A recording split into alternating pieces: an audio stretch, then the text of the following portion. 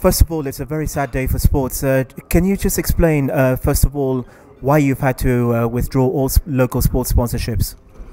Yeah, I think we had announced some time back because we could see the impact of 35% tax on revenue before. So what we did is that we sent notices out to all our partners, and this is because if you pay the 35% tax on revenue, it becomes very, very heavy on your expenses. Remember, we're also very big on marketing in terms of advertising in the newspapers and everything. So sponsorships are part of that expense, and for us to continue operating so that we don't start considering job losses and everything, we just have to drop sponsorships.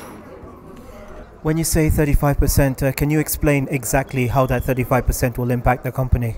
Yeah, 35% is 35% on our revenue, which means just our gross gaming revenue.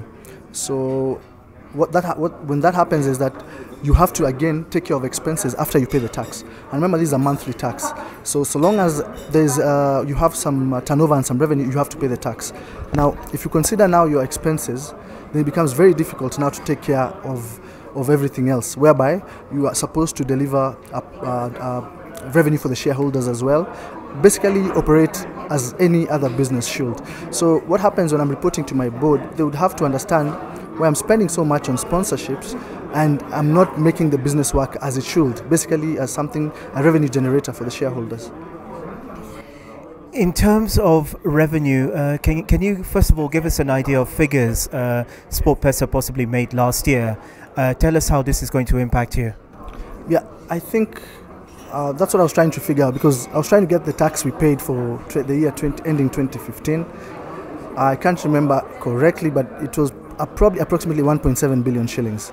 That's the tax we paid net. So you see what happens when you do a 35% on revenue, and this is net profit. So it really has a significant impact, a very huge impact on our balance sheet. So it becomes very difficult to justify the sponsorships. When you look at the impact your sponsorship has made on football, rugby, boxing, just tell us the figures involved in that and how much this is going to impact the sports community. Yeah, what happened was we spent approximately 600 million in direct sponsorships, but remember at the same time, to activate the sponsorships, we have all these training camps, we all have all these capacity building exercises where we send some people up to the UK or Spain for capacity building. So if you look at the total bill, including the training camps and everything, it goes close to 1 billion shillings per year. What's the future of the company in this country? There's a lot of talk about you possibly shifting base to Tanzania. SportPesa is here to stay, and that's why for us to be a viable company, we need to cut the sponsorships. And the issue of shifting to Tanzania doesn't arise because, you see, the operation in Tanzania exists as it is. So the idea for expansion wasn't to really shift, but to have operations in other countries. So Tanzania will continue to operate as is.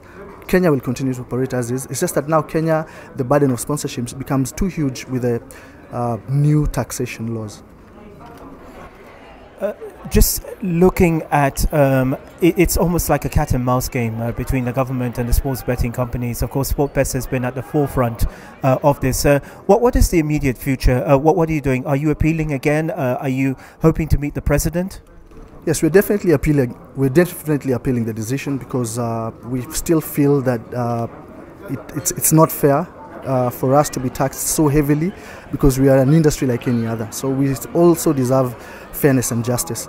At the same time, because this is a regulatory issue, I would love to meet His Excellency the President so that we can sit down. If there are regulation issues, they can be sorted out, and they cannot be sorted out without having the stakeholders present.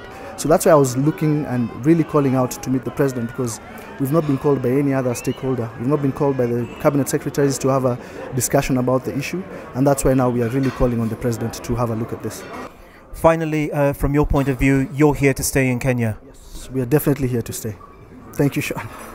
Thank you so much. Thank you very much. Okay. Thank you.